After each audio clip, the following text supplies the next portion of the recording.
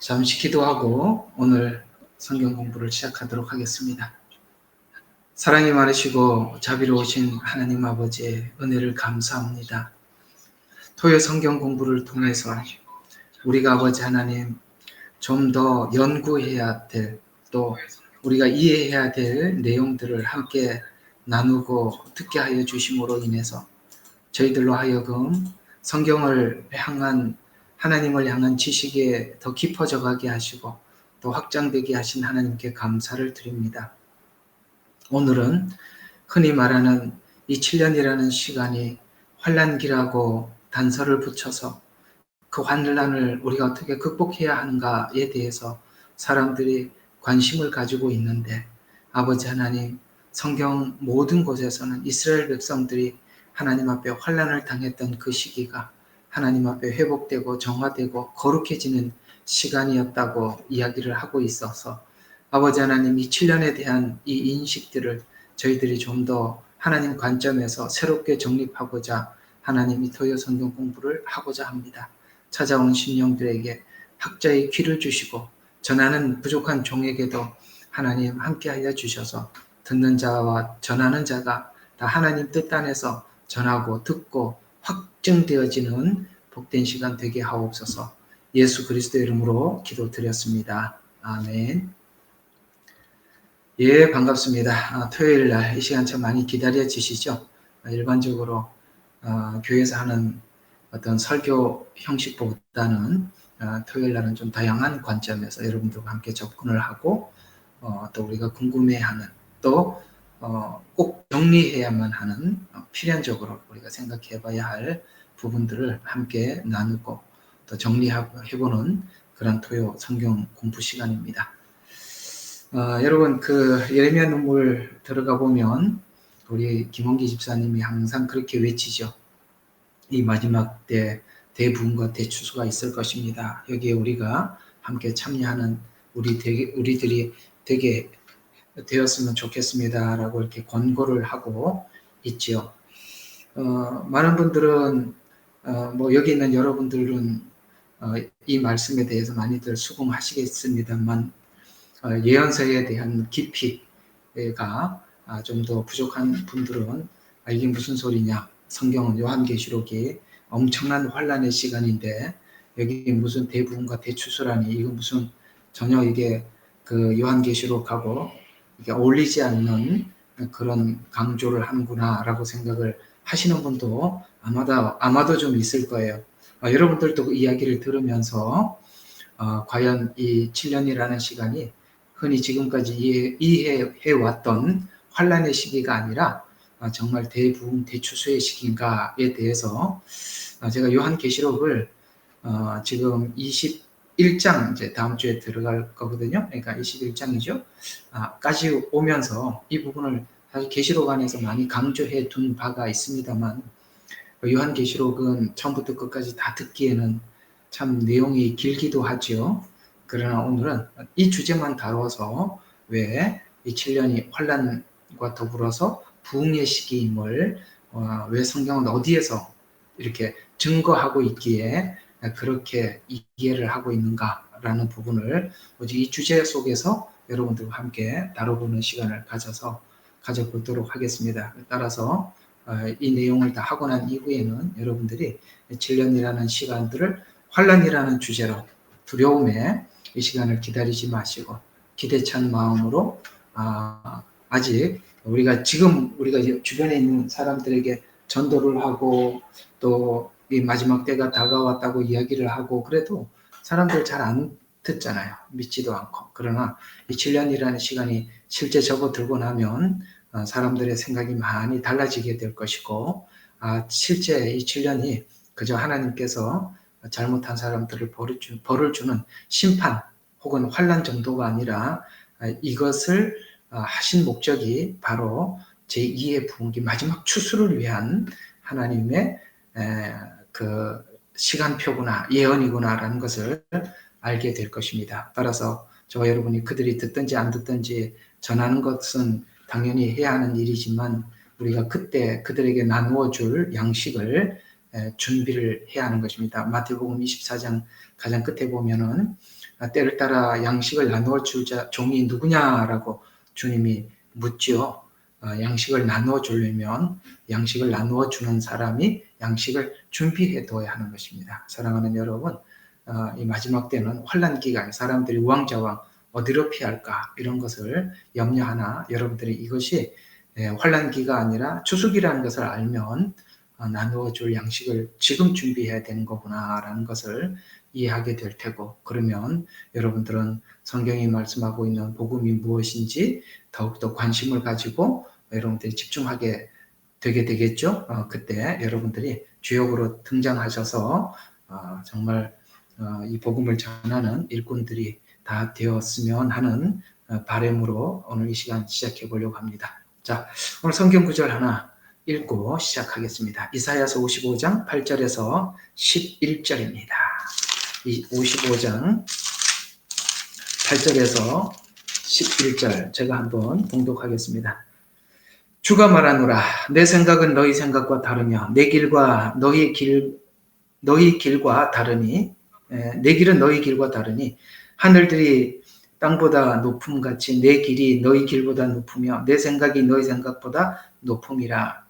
비와 눈이 하늘에서 내려 그곳으로 다시 돌아가지 않고 땅을 적셔서 싹을 내며 뿌리는 자에게 씨를 주고 먹는 자에게 양식을 준 같이 내 입에서 나가는 말도 그러하나니 그것은 내게 헛되이 돌아오지 아니하고 내가 기뻐하는 것을 이루며 내가 보내어 이루려 하는 일에서 번성할 것이라. 아멘. 여기까지만 보겠습니다. 무슨 말이냐면, 여러분 그 예언서를 보면 하나님께서 예언을 하시고 꼭 단서를 하나 붙입니다. 주 여호와가 말하였느니라. 이런 말씀들을 하나님께서는 어떤 예언들을 하고 난 이후에 꼭 뒤에다가 그런 단서를 붙여서 나 여호와가 말한다라고 이렇게 도장을 찍듯이 우리에게 전달해 주죠. 그러면 하나님께서 어떤 예언을 하시고 그 예언을 성취할 때 그게 뭐냐? 그걸 지금 오늘 이사야서도 이렇게 예언서고 66장까지 있잖아요. 55장이면 거의 막 끝 부분에 와 있는데 앞에 쭉 많은 예언을 하고 난 이후에 이 단서, 이게 굉장히 중요한 단서, 예언을 이해하는데 이 중요한 단서를 제공하고 있어요. 주가 말합니다. 자, 내 생각은 너희 생각과 다르다. 이게 여기서부터 우리가 다 걸리죠. 왜냐하면 우리가 예언서라는 것은 하나님의 주권 안에 하나님의 회복과 구원, 이것을 위해서 하나님이 예언하고 성취하고 이런 일들을 성경 내내 반복을 했던 거거든요. 그런데요, 이 예언이라는 것은 하나님이 어떤 목적을 가지고 어떤 일을 계획을 하시고 그걸 실천하기 전에 선지자들을 통해서 미리 선포하는 게 예언 아닙니까? 그래서 내 생각은 너희 생각과 다르다는 말은 우리가 예언을 이해를 할 때는 우리 생각이나 우리 상식으로 예언에 접근해서는 절대 이해를 할 수가 없다는 이야기가 되는 것입니다. 예언은 우리가 상식적으로 풀어가는 것이 아니라 믿어야 하는 것입니다. 받아들여야 하는 것입니다. 그래서 내 생각은 너희 생각과 다르다라고 이야기를 하니까 일단은 우리가 예언은 믿어야지 그것을 생각해서 이럴 거야 저럴 거야 이런 추측은 절대 금물이라는 것입니다. 그래서 다르고, 그 다음에 내 길과 너희 길이 다르다라고 이야기합니다. 그렇습니다. 우리는 뭐 어떤 계획을 할 때 상식적으로 계획을 하죠. 그러나 하나님은 돌아오는 일도 계획을 하는 것입니다. 예를 들어서 둘째 아들이 내게 돌아올 상속을 주십시오라고 했을 때, 여러분 살아생전에 부모의 상속을 받는 자식이 어디 있습니까? 정말 우리나라 말로 하면 호로 자식이에요. 그런데 하나님은 주죠.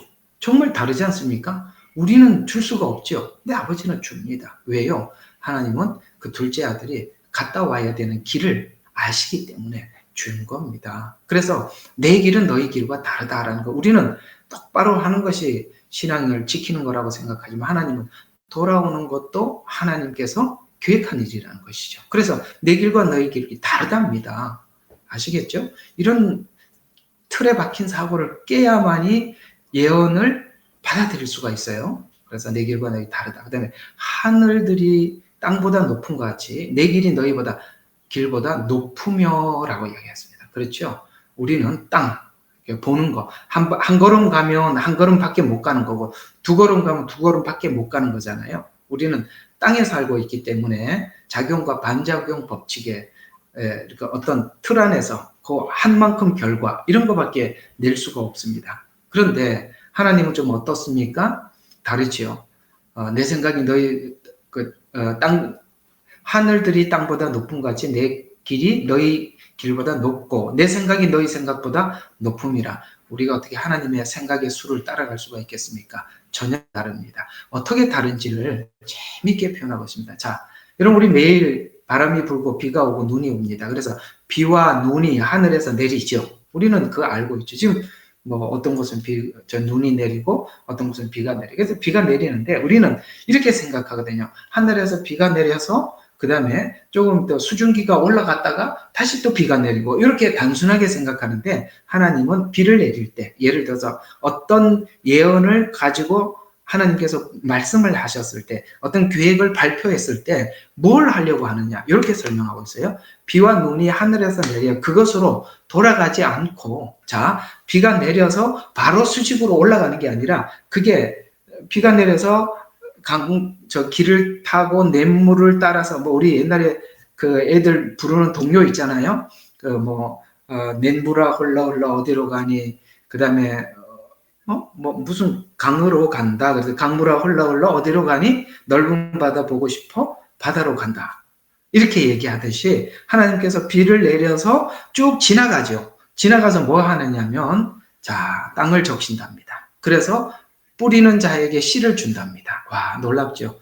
어떤 사람은 하나님께서 비를 주실 줄로 믿고 씨를 심었는데 어떻게 돼요? 그 씨를 심었는데 하나님이 비를 주셔서 그 씨가 나에게 먹을 양식도 주고 또 다시 씨도 준다 이 말이죠. 이해가 가시죠? 너무 신비하잖아요. 우리는 그냥 왔다가 올라가는 게 아니라 쭉 지나가면서 많은 일들을 한답니다. 씨를 뿌리는 자에게 씨를 주고 또 먹는 자에게 양식을 주고 이렇게 하는 것처럼 지나가면서 그를 쭉 지나가서 다시 올라가서 또 비가 이렇게 순환이 되듯이 순환 기억하세요? 순환이 또 한 번 등장하니까요. 자, 내 입에서 나가는 말도 그 말이 예언들이죠. 말도 그러하나니 그것은 내게 헛되이 돌아오지 않고 내가 기뻐하는 것을 이루며 아시겠죠? 아까 쭉 물이 지나가면서 싹을 틔우고 우리에게 먹을 양식을 주고 또다시 씨를 제공해 주는 것처럼 그래서 기뻐하는 것을 이루며 잘 들으세요. 이루기 위해서 뭔가를 이루기 위해서 하나님께서 예언을 하신다는 거예요. 그래서 바벨론 포로 생활도 애굽의 생활도 다 하나님께서 뜻이 있어서 그런 일들을 쭉 진행해 갔다. 내가 보내어 이루려 하는 일에서 번성할 것이다. 그래서 뭐예요? 이루고 그 다음에 이루려 하는 일이 번성하는 어떻게 번성해요? 씨를 받고 먹을 것도 먹고 이렇게 하는 것처럼 하나님께서 어떤 계획을 하는 그렇다면 요한계시록도 같은 관점에서 본다면 그저 지금까지 다 안 믿는 사람들 다 끌어모아가지고 심판하고 두드리고 지옥 보내고 이런 얘기가 아니잖아요. 그러면 요한계시록도 이미 어떤 요한계시록도 하나님께서 기뻐하는 것을 이루기 위해서 뭔가 번성하기 위해서 하나님 목적 그래서 하나님께서는 이 지구가 완전히 하나님 앞에 천국과 지옥이 나누어지는 그 순간까지 천년 왕국조차도 하나님께서 어떤 기뻐하는 것을 이루는 것을 번성할 것입니다. 굉장히 중요한 얘기 이사야 55장 8절에서 11절입니다. 기억해 두세요. 한번 나중에 다시 읽으면서 보면 이 말씀이 너무나도 은혜스러운 이야기가 될 것입니다. 또 하나 우리가 예언을 이해하는데 도움되는 성경 구절 많이 있지만 큰 두 가지만 하나 더 전도서 3장 15절입니다. 한번 빨리빨리 볼펜도 적고 그 다음에 또 찾아도 보고 그러셔야 돼요. 전도서 3장 15절입니다. 제가 읽어드리겠습니다. 이전에 있었던 것이 지금 있고 이전에 있었던 것이 지금 있대요. 그러니까 과거죠. 이전. 지금 현재입니다. 앞으로도 있을 것이니까 과거, 현재, 미래 이 세 가지를 이야기합니다. 그래서 이전에 있었던 것이 지금 있고 앞으로도 있을 것이니 하나님께서는 지난 것을 요구하시는도다. 이게 무슨 말이에요? 가만히 생각해 봐요. 예언이라는 것은 미래잖아요. 그러니까 앞으로 있을 것이라고 이야기합니다. 그러니까 미래에 있을 예언은 언제 있었대요? 과거에 있었대요. 그리고 지금도 있답니다. 이것은 각 개개인에게 지금 일어나는 일들이겠죠. 지금은 우리가 현재 이 시간에 살고 있으니까 현재 일어나는, 예를 들어서 이스라엘 백성들의 애굽에서 나온 이 사건은 지금도 구원의 역사가 일어나고 있죠. 이스라엘 백성들이 바벨론 포로 생활했던 일들이 지금 일어나죠. 구원받은 사람들이 훈련받고 하나님 앞에 연단받는 시간, 바벨론 포로 생활이잖아요. 지금 있죠. 그것은 과거에 이스라엘 광야 생활을 통해서도 설명을 했었고 바벨론 생활을 통해서도 설명했듯이 오늘 우리에게도 구원받은 자들에게 그 일이 일어나고 있다는 것이죠. 그러나 과거에 있었던 일이 미래에도 있을 것이다 라는 요 미래는 어떤 측면에서 이해를 하는 것이냐면 이미 과거에 있었던 그런 그 예언과 성취들이 미래에 있을 예언을 이해하는 데는, 즉 현재는 빼고요, 과거에 있었던 역사, 애굽, 바벨론 이런 역사, 구체적으로 이스라엘에게 그게 가장 큰 역사니까 그런 일들이 앞으로 미래에도 있을 것이다 라고 말하는, 지금 우리가 현재에서 보는 미래는 예언서 요한계시록입니다. 그런 일들이 요한계시록이 갑자기 등장한 예언이 아니라 이미 과거에 요한계시록의 성격은 이런 것이다 라고 과거에 하나님께서 하셨던 그 일들을 통해서 그대로 옮겨서 조명을 해서 요한계시록을 설명을 하더라라는 뜻에서, 자, 전도서 3장 15절에 이전에 있었던 것이 지금 있고 앞으로도 있을 것이 이미 있었으니, 과거에 하나님께서는 지난 것들을 요구한다. 지난 것들이 뭐죠? 바로 이스라엘 백성들이 왜 애굽에 있었는지, 왜 광야 생활을 했는지, 왜 가나안 포로 생활을 했는지 우리는 성경을 통해서 다 알잖아요. 그들에게 요구했던 것이 뭔지, 아직 해결되지 못한 우상 숭배 문제, 이런 문제들 때문에 바벨론 포로 생활을 했지 않습니까? 이런 일들이 하나님께서 우리에게도 요구하고 있고 미래의 요한계시록도 똑같은 차원에서 과거 이스라엘 백성들의 해결되지 못한 그 미해결됐던 것을 바벨론에서 해결해버리잖아요. 그런 것처럼 미래에 있을 요한계시록, 이 7년이라는 시간 안에서도 이스라엘 백성들이 바벨론에서 해결한 것처럼 이 7년이라는 짧고 굵게 이 문제를 해결하겠다. 아시겠습니까? 이 관점, 굉장히 중요한 관점이에요. 이 관점이 없으면 이 예언서는 아예 접근 자체가 안 되는 겁니다. 굉장히 중요한 성경 구절입니다. 아시겠죠? 접근 자체가 안 돼. 해봐야 아무 소용이 없어요. 근데 예언서는 답답한 게 뭐냐면은 예언서는 교훈도 별로 찾아낼 게 없다라는 거예요. 교훈을 찾아낼 게 없다는 거예요. 다른 잠언서나 전도서나 시편이나 이런 것들은 교훈을 찾아낼 게 많아요. 그런데 예언서는 완전히 성격이 다르기 때문에 여기는 교훈도 찾을 것이요. 그러니까 예언서가 이런 이해 없이는 아예 그냥 안 보이는 거예요. 닫혀버리는 거예요. 닫혀버린다는 거.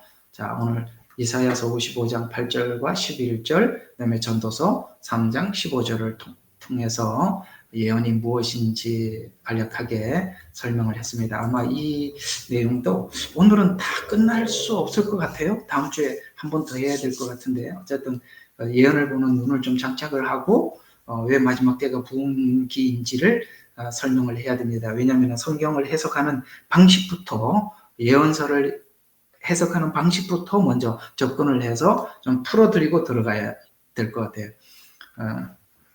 저하고 성경 공부를 하면 이런 서론부터 들어가야 합니다. 어쩔 수 없어요. 안 그러면 그저 그냥 예언서가 그냥 막연해지니까 좀 예언서를 보는 눈을 좀 장착해 봅시다. 그러면 예언은 우리가 어떻게 해석하고 어떻게 봐야 할 것인가? 자, 이거 좀 한번 보도록 하겠습니다. 여러분, 성경은 우리가 이제 크게 세분화 나눌 수도 있지만 아마 여러분들이 이해하고 있는 범위 내에서 모세오경, 자, 맞죠? 제일 앞에 성경 앞쪽에는 모세오경. 물론 이 유대인들이 분류하는 방식하고 우리가 분류하는 방식은 좀 다릅니다. 그러나 이방인 우리가 이게 훨씬 더 우리에게는 편리하니까 이렇게 나눈 겁니다. 주제대로. 이거는 주제별로 나눈 거고 유대인들은 시대별로 나눈 거고 이게 좀 달라요. 시대별로 하면 지금처럼 배열이 이렇게 안 됩니다. 그러나 이거는 주제별로 나누다 보니까 우리가 제일 앞에 오경이 있고 그 다음에 오경이 지나면 여호수아서부터 사사기 이렇게 하고 쭉 역사서가 들어가죠. 그 다음에 이제 시가서가 들어가고 그 다음에 예언서가 들어가는데 예언서 안에는 대선지서, 소선지서 여러분들 기본적으로 이런 정도는 이해하고 있으리라 생각이 됩니다. 그러나 여기 보면 이제 예언서에 들어가는 것은 소선지서와 대선지서인데 문제는 예언서만을 가지고 예언을 풀려고 하기 때문에 예언서가 기초 없이 무너져 버리는 것입니다. 이해가 갑니까? 예언서는 예언서로 풀어야 되지만 예언서는 예언서만 안다고 예언서가 해석되는 건 아니니까요. 이게 중요한 관점입니다. 왜냐하면 사람들이 꼭 예언서를 풀 때는 자꾸 예언서와 연결을 해. 맞아요. 예언은 예언과 연결이 돼 있는 건 맞아요. 신약 성경에도 보니까 예언하는 자는 예언하는 자의 통제를 받는다고 말한 것처럼 여러분 이 구약 성경에도 보면 이 선지자들이 예언한 이 내용들을 예를 들어서 대선지서 그러면은 이사야서, 예레미야서, 다니엘서, 에스겔서 이런 것들이지 않습니까? 이런 것들이 이제 5권이 대선지서인데 이 대선지서가 예를 들어서 두로나 주변에 있는 뭐죠? 아수르나 바벨론이나 두로나 그다음에 주변에 있는 수많은 나라들에서 이렇게 예언을 해요. 그러면은 한 사람만 그런 예언을 한 게 아니라 이사야가 했던 예언을 예레미야가 또 하고 좀 덧붙이기도 하고 소선지서들은 어떤 부분에 대해서 어떤 나라나 어떤 부분에 대해서 깊이 예언을 하기도 하고 대선지서는 전체를 예언하기도 하고 전반에 대한 예언을 하는데 이 다 맞춰보면 어떻습니까? 동일한 이야기를 하고 있다는 것을 우리가 이해가 됩니다. 이게 무슨 말입니까? 신약 성경에서 보면은 은사를 설명하다 예언은 예언의 통제를 받는다고 그랬어요. 그런 것처럼 이 하나님께서 선지자에게 가르쳐 주지만 한 사람에게만 다 가르쳐 주는 것이 아니라 다른 사람에게도 골고루 나누어줘서 함께 알게 해줘서 그 내용이 서로 이렇게 증명되도록 그렇게 했다는 거예요. 증명되도록. 그런 것처럼 이 모세오경도 그렇듯이 예언서가 그렇게 돼 있지만 그러나 이 예언서를 예언서로만 풀어서 되는 게 아니라 우리가 그 앞에 있는 오경의 뜻도 알아야 되고 역사서가 무엇인지도 알아야 되고 시가서가 무엇인지 아는 그러니까 성경 전반에 대한 이해를 하게 될 때 예언서가 뭘 목적으로 하는지 알아요. 왜냐하면은 이 다른 성경들 모세오경이나 역사서나 시가서나 이런 성경이 무엇을 위해서 성경이 기록되어 있는지 모르면 예언은 그 기록된 하나님의 목적을 이루기 위해서 하나님이 뭔가를 일을 하는 것이 예언서인데 그 앞에 있는 이런 성경이 말하는 하나님이 목적하는 목적을 모르면 예언도 그 목적을 이루기 위해서 예언이 있을 뿐이니까 그 하나님의 목적을 알아야만이 예언이 어디를 향해서 목적지로가 어디로 가는지 알 수 있단 말이에요. 이해가 가세요? 목적지를 알기 위해서는 예언서로는 알 수 없다 이 말이에요. 예언서를 알려면은 하나님께서 원래 목적했던 목적지를 알고 예언에 접근을 해야 하나님은 아까 그 이사야서 55장에 읽었던 이 말씀처럼 비가 내려서 그냥 이렇게 왔다 갔다 올라갔다 내려갔다 올라갔다 내려갔다 이런 게 아니라 내려서 흘러가죠. 흘러가서 땅을 적시고 그 다음에 곡식을 내고 먹을 식량도 내고 다시 씨앗을 또 줌으로써 우리가 계속 그 비 하나로 내리는 비와 태양으로 바람으로 우리가 모든 생활이 가능하도록 만든 것처럼 하나님도 예언을 하시고 또 예언을 이루는 목적은 우리의 영적으로 풍족하게 넉넉하게 우리를 세우기 위한 것이 예언의 목적이다. 이렇게 이해를 하시면 되겠습니다. 알아들으셨죠? 그래서 제가 하는 얘기는 간단해요. 예언서는 그러니까 예언서를 풀자. 그래서 예언서와 예언서만 연결을 해서 막 풀으려고 그러면은 안에 들어가서 도착 지점을 모르니까, 목적지를 모르니까 예언서 안에서 헤매다가 끝내 안 풀어지고 마는 것입니다. 자, 그런 차원에서 예언서를 이해하기 전에 먼저 아시겠어요? 예언서는 최후 마지막에 이해를 해야 되는 거예요. 어렵죠. 아시다시피 예언서가 쉽지 않잖아요. 예언서는 마지막에 이해를 해야 되고 그거 하기 전에 뭐부터 해야 돼요? 오경부터. 여러분 모세 오경이 뭘 이야기하는 것입니다. 그럼 보시죠. 요즘 저와 여러분은 화요일날 성막을 공부하고 이전에는 제사론을 공부했고 이전에 절기도 했습니다. 근데 모세오경에 있는 뼈대들 아주 중요한 부분들만 여러분들과 함께 성경 공부를 하고 있는데 들으면 들을수록 이 내용이 복음이라는 걸 여러분들 느끼잖아요. 그렇죠. 완벽한 복음입니다. 완벽한 예수님 이야기예요. 그래서 모세오경은 복음을 가지고 앞으로 예언이 이 복음을 성취하기 위해서 예언이 있는 거니까 복음이 뭔지를 알고 예언서를 접근을 하면 하나님께서 이 복음을 완성하기 위해서 이루기 위해서 어떤 일들을 계획하셨구나라는 것을 오경에 있는 복음과 함께 예언을 접목을 해서 예언서를 풀어가야 한다. 두 번째, 복음만 있으면 안 되죠. 이 복음이 구체적으로 어떤 과정을 거쳐서 어떻게 완성이 되었는가를 설명해 주는 게 역사서죠. 역사서, 그죠? 여러분 모세오경이 끝나면 바로 여호수아가 나오고 여호수아 끝나면 사사기, 사무엘상하 이렇게 쭉 지나가고 있잖아요. 이게 전부 다 역사서입니다. 역사서라는 말은 예언이 구체적인 실제적인 시간을 통해서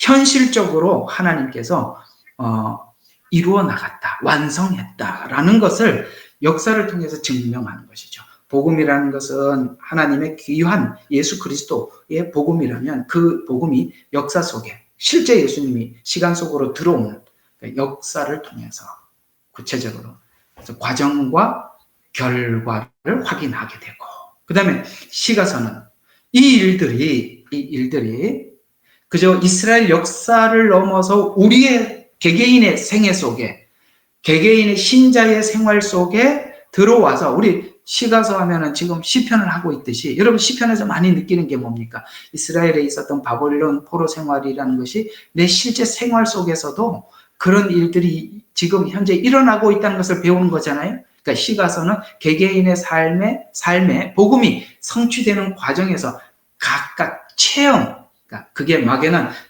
이스라엘 이야기가 아니라 그 이스라엘 이야기가 내 삶 속에 실제 체험되는 것을 기록하는 것이다. 그래서 오경을 알고 역사서를 알고 시가서를 알고 그 다음에 어디를 접근해? 예언서로 들어가야 돼. 그래서 예언서는 마지막에 푸는 게 좋아요. 왜냐하면 그건 굉장히 드러난 복음이 아니라 숨겨진 복음이기 때문에 숨겨진 복음을 알려면 드러난 것을 알아야만이 숨겨진 것을 찾아낼 수가 있으니까 예언서는 그런 차원에서 쉽지 않아요. 그래서 이 오경이나 예언서, 그러니까 역사서나 시가서나 구약의 성경에 대한 전반에 대한 이해를 분명하게 하지 않고 예언서에 접근을 해버리면 예언서는 푸는 많은 분들 중에 이상하게 풀어가 복음하고 접근도 안 되고 예수님과도 상관이 없고 이렇게 풀더라는 거죠. 원래 성경은 그렇게 풀도록 되어 있지 않는데 말이죠. 공감하십니까?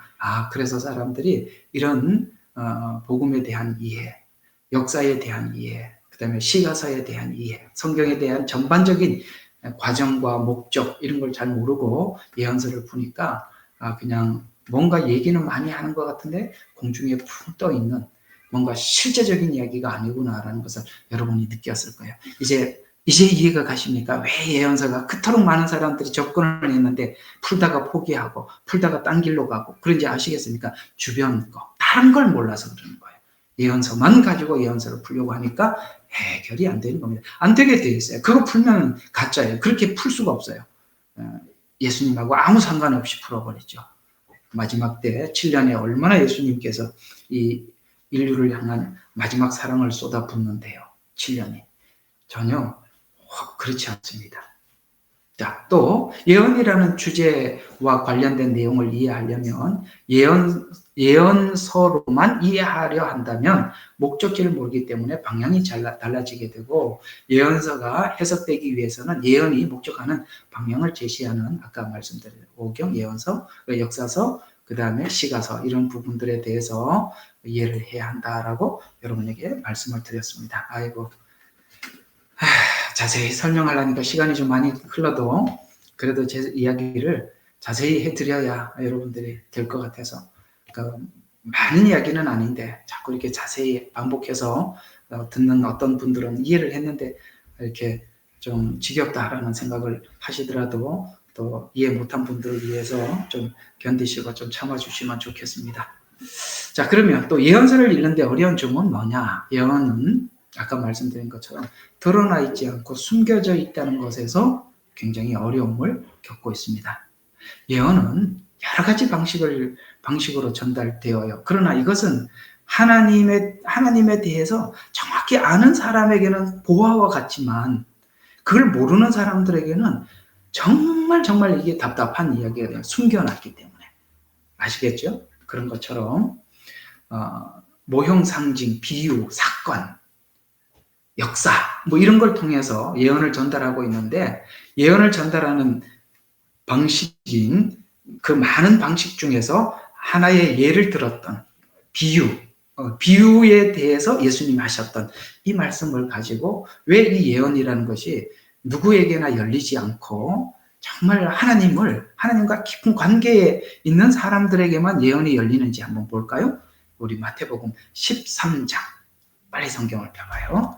마태복음 13장 10절에서 12절 펴보세요. 마태복음 13장 10절에서 12절. 이런 이야기입니다. 여러분, 여기 보면 이제 예수님께서 씨 뿌리는 비유를 하면서 했을 때 제자들이 이렇게 묻습니다. 제자들이 나와 주께 말씀드리기를 어찌하여 그들에게는, 요 그들이라는 예수님 제자 이외의 다른 사람들입니다. 그래서 그들에게는 비유로 말씀하시나이까? 라고 하니 주께서 그들에게 대답하여 말씀하시기를, 이는 천국의 신비, 비밀을 너희에게는 알도록 허락해. 여기서 말하는 아까 그들과 너희는 누굽니까? 그들은 제자들 이외에, 그러니까 제자들 이외의 사람들을 이야기하고 있고, 아시겠어요? 그 다음에 너희는 누굽니까? 너희는 제자들을 이야기하는 거거든요. 그래서 천국의 신비를 너희에게는 알도록 허락하였으나 그들에게는 허락되지 아니하였기 때문이라. 아시겠습니까? 이상하죠? 이 예언이라는 것은 하나님이 사랑하는 사람들에게는 열어주지만 하나님과 이게 사랑의 관계가 형성이 되지 않고 뭔가 예수님의 말씀의 꼬투리를 잡아서 골탕을 먹이고 뭔가를 해코지 하려고는 하는 사람들에게는 허락되지 않았대요. 그래서 허락되지 아니하였기 때문이라 라고 하면서 누구든지 가진 사람은 더 받게 돼요. 무슨 말입니까? 우리가 하나님의 말씀을 알아요. 그 말씀을 아는데 예언은 그 말씀을 어떻게 구체적으로 완성해 나갈지를 설명하는 게 예언이잖아요. 그러니까 우리가 이미 가지고 있던 말씀을 예언을 덧붙이고 나오면은 뭐가 확신이 생기는데, 어떤 확신이 생기냐면 하나님께서 우리를 구원하시려고 하는 이 구원을 이런 방식으로 구원할 것이다 라는 것까지 알기 때문에 이 복음이 더 뭐가 됩니까? 풍성해지고 확신이 되죠. 그래서 이 말이에요. 누구든지 가진 사람은 더 받게 되고 더 풍성하게 가질 것이나 누구든지 갖지 못한 사람은 가진 것마저 빼앗기리라. 무슨 말입니까? 성경을 모르는 사람은 빼앗긴다. 이런 말이 아니라 아까 방해하려고 하는 사람들은 이미 알고 있던 말씀도 무슨 말인지 몰라서 헷갈려서 그냥 빼앗겨버린다라는 것입니다. 이 말은 이런 이야기입니까? 허락된 자들은 누굽니까? 하나님 앞에 진정성을 가지고 진실한 마음으로 하나님을 믿으려고 하는 사람들에게는 하나님의 말씀이 예언과 더불어서 확장될 것이고, 그렇지 않는 사람들, 아까 이사야서 55장 말씀대로 한다면 자기 생각대로, 자기 이성대로 성경을 해석해 보려고 하는 그런 사람들에게는 도리어 그 있는 말씀조차도 더 꼬여서 더 어렵게 될 것이다. 이런 이야기가 바로 예언과 동일한 성격을 가진 비유를 설명을 할 때 예수님께서 하셨던 말씀이죠. 또 하나의 말씀, 또 이 성경은 하나님의 영으로 준 말씀이죠. 하나님의 영으로 준 말씀이기 때문에 영으로만 해석이 되지, 인간의 이성으로 예언을 접근을 하면 어떻게 멸망해 간다고 이렇게 얘기할 정도로 엄중하게 예언을 접근하는 방식을 하나님께서 우리에게 경계해 주셨어요. 베드로후서 3장 16절 말씀입니다. 다시 베드로후서 3장 16절입니다. 여기 보면 그 가운데는 깨닫기 어려운 것이 들어있어. 무식한 자들과, 이 무식이라는 말은 성경의 목적과 방향을 모르는 사람들을 이야기하는 것입니다. 그들은 하나님이 뭘 하려고 하는지 모르고 무식한 사람들이라고 이야기해요. 성경을 많이 외운다고 아는 게 아니라 하나님의 마음을 모르면 성경이 열리질 않아요. 편지라는 게 그렇잖아요. 편지가 어때요? 성경은 하나님 우리에게 준 편지잖아요. 편지는 보낸 사람이 나를 어떻게 생각하고 보낸 분이 나에게 어떤 존재인지 알아야만이 그 성경, 이 편지 내용이 이해가 되는 것이지, 지나가다 남의 편지 주소 읽는다고 어떻게 그 편지 내용을 이해하겠습니까? 남의 편지 모르는 거예요. 그 안에 그 두 사람 사이의 관계가 어떤지 모르는데 제3자가 전혀 모르는 사람이 그 편지를 어떻게 풀겠습니까? 그런 것처럼 하나님의 마음을 모르면, 다른 말로 성경의 목적과 방향을 모르면 그거는 스스로 멸망해 간다라고 이야기하고 있는 것입니다. 또 견고하지 못한 자들, 그러니까 이성적으로 이해하려고 하는 사람들은 다른 성경처럼 억지로 여러분, 그래서 성경을 풀다가 안 풀리면 내버려 두세요. 왜 안 풀리느냐? 아직도 그 말씀을 여러분 그걸 받아들이고 이해할 만한, 믿을 만한 그 믿음의 수준이 되지 않으면 하나님이 안 열어주시는 거예요. 그러면 하나님께서 나중에 더 열어주시려는 것 같다라고 모르면은 그냥 지나가세요. 그걸 억지로 풀려고 하지 말고. 그러면 신앙의 수준이 될수록 그 수준에 맞춰졌을 때 하나님께서 그 말씀을 열어주시는 것이거든요. 그래서 사랑하는 자들아,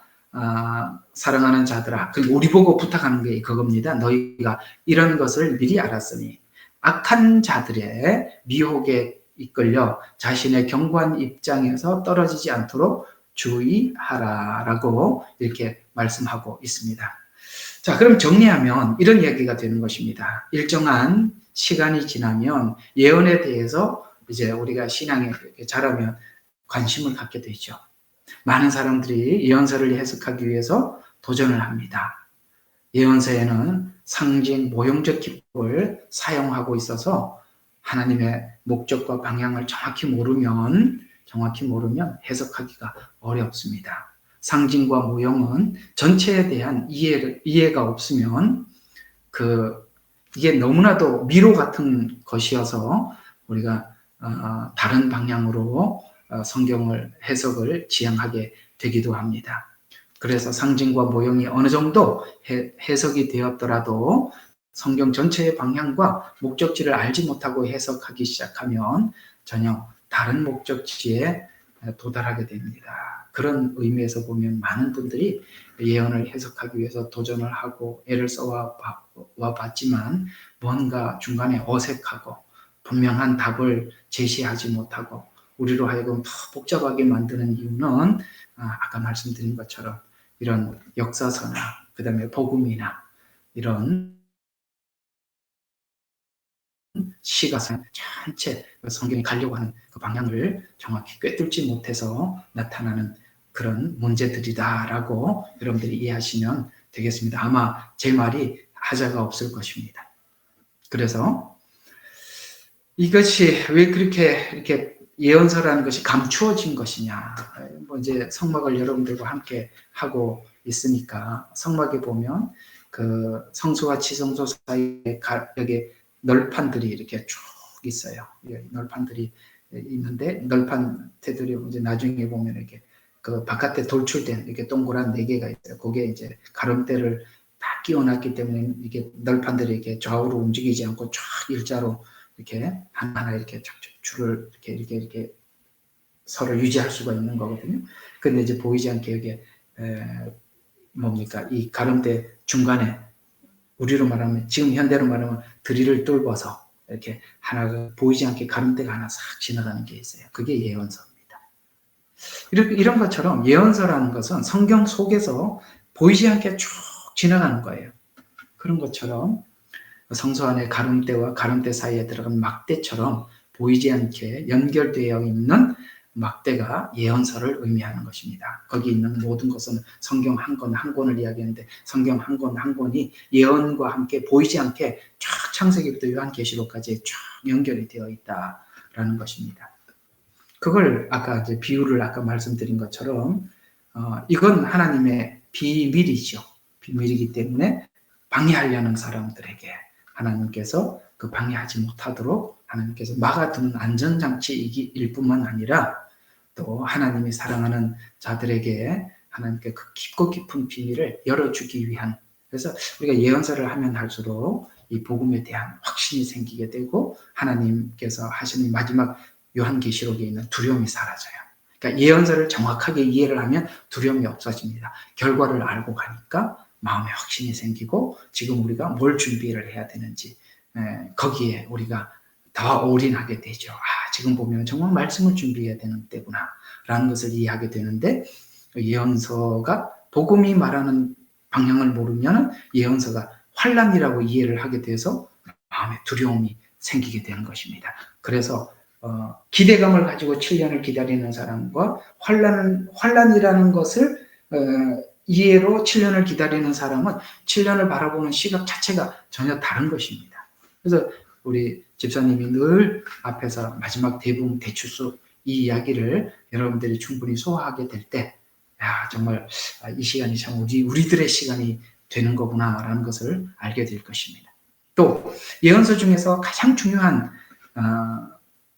예언은 요한계시록입니다. 사실입니다. 왜냐하면 앞에 있는 예언들은 다 성취된 거고 한 이스라엘이라는 한 나라 안에서만 그 나라와 그 주변에 있는 주변국에 대해서 하나님이 말씀하신 것이지만 요한계시록은 이 이스라엘과 이스라엘 주변이 아니라 전 세계적이라는 차원에서 이 요한계시록은 너무나도 큰 예언이죠. 그러나 이 마지막 때 이 예언은 지난날 과거에 있었던 이스라엘에게 있었던 이미 성취되었던 예언들 말이죠. 그걸 이해로 요한계시록을 들여다보라고 전에 있었던 일이 이후에도 있겠고 아까 이제 전도서에서 말씀을 드렸지 않습니까? 그런 것처럼 예언서 중에서 가장 중요한 것은 아직 성취되지 않는 요한계시록입니다.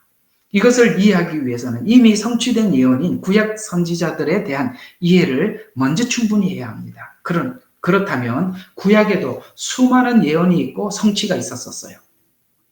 앞에 사건을 그러니까 구약에 있었던 사건, 예언의 성취를 기반으로 해서 계시록 해석을 앞에 있었던 구약의 선지서를 가지고 요한계시록 해석을 돕고 있다는 사실을 잊어서는 안 됩니다. 왜냐하면 그때 있었던 그 사건, 그 목적이 요한계시록에도 그 똑같은 목적을 가지고 7년이라는 시간이 우리에게 주어지니까요. 그래서 그때 바벨론 포로 생활의 목적이 뭔지를 알면 요한계시록의 목적도 우리가 이해하게 된다라는 뜻이 되는 것입니다. 다른 말로 요한계시록은 구약 예언서에서부터 이미 예언서를 보는 눈을 가지고 요한계시록에 들어가서 해석을 해야 된다. 아시겠어요? 요한계시록은 계시록 한 권을 잡고 절대 들어가면 안 되고 이미 구약에 있었던 계시록 총 예언서가 17권입니다. 구약에 그렇게 많이 할애되어 있잖아요. 그 구약에 있는 예언서를 이해하는 법을 숙지하고 목적을 알고 방향을 알고 요한계시록에 그대로 들어가서 접목을 하면은 요한계시록은 놀랍게도 구약 성경이 70% 인용됐습니다. 70%. 아시겠죠? 굉장히 많죠. 70%가 인용이 됐으면 나머지 30%는 설명하는 데 불과하다는 거예요. 맞잖아요. 설명하는 데 불과하다는 거예요. 야, 그러면 구약 예언서를 모르면 아예 요한계시록은 접근 자체가 안 되는 거야. 다른 방향으로 이해할 수밖에 없구나. 그래서 우리가 요한계시록 풀겠다고 요한계시록만 얘기하는 분들이 계시는데 굉장히 위험한 겁니다.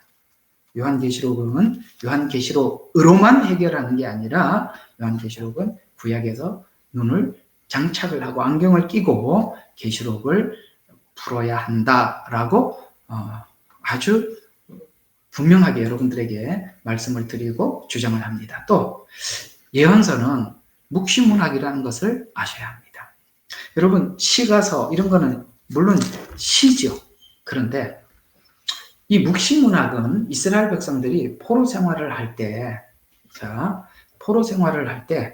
지금 바벨론 사람들이 알아듣지 못하도록 자기들만이 대화하는 대화법이 묵시문학이에요. 다시 한번 주변에 있는 다른 나라 사람들, 그러니까 이제 포로 생활 중이니까 바벨론 사람들이 감시하려 했겠죠. 바벨론 사람들이 감시하려. 바벨론 사람들도 히브리어를 배워서 이스라엘 백성들이 대화하는 것을 듣게 되겠죠. 혹은 그들이 바벨론 언어를 배우잖아요. 그러니까 바벨론 언어를 배워서 바벨론 사람들이 그들이 지금 대화하는 것을 듣게 되잖아요. 그걸 듣지 못하도록 하여서 자기들만이 언어를 소통하기 위해서 등장한 문학이 묵시문학이에요. 그래서 타민족들이 알아차리지 못하는 언어로 이스라엘 백성들 사이에 서로 사용하는 언어. 그렇다면 히브리인들이 사용하는 언어 기법, 이 묵시문학이라는 이 언어 기법을 이해하지 못하면 예언서 방향과 목적을 잡을 수가 없어요. 그래서 이 묵시문학을 보면 무슨 색깔도 나오고 바퀴도 나오고 날개도 나오고 머리도 나오고 뿔도 나오고 아이고 너무 복잡해요. 이게 무슨 뜻이야? 이게 바로 자기들만의 대화법이라는 거예요. 예를 들어서 군대 가면 적이 알아차리지 못하도록 뭘 합니까? 비밀. 제가 군대 생활할 때는 뭐 이렇게 남바를 불러주면 그 남바에 보면 기억, 그 다음에 아자, 아야, 어여, 우유 이런 게 있어요. 그렇게 막 숫자를 많이 불러주면 그걸 책을 가지고 뒤져갖고 쭉 보면은 글자가 만들어요. 예를 들어서 지금 출발하시오. 이런 말들을 우리가 언어로 하는 게 아니고 숫자로 보내면 그럼 상대방이 그 숫자를 조합해보면 이게 어떤 말을 지금 우리에게 오다하고 있구나라고 알 수 있듯이 이 묵시문학은 다른 사람이 알아듣지 못하도록 자기들만이 소통하는 언어다. 그래서 이 묵시문학에 대한 이해를 해야 한다. 그런 의미에서 예언서는 한 권, 한 장에서 해석하려 하면 분명히 오류가 생기고 예언을 해석하는데 주의를 주는 말씀, 알기 어려운 것, 해석하기 어려운 것이 있어서 아까 베드로가 말한 것처럼 스스로 풀다가 멸망해 간다는 말입니다. 실제 예언서를 성경의 방향과 목적지를 모르고 푸는 사람들의 해석이 원래 성경이 목적하는 것과 너무 다른 것을 우리가 확인하게 되죠. 자, 그럼 구약의 예언서와 연결해서 이제는 오늘 질문에 답을 한번 시작해 보도록 하겠습니다.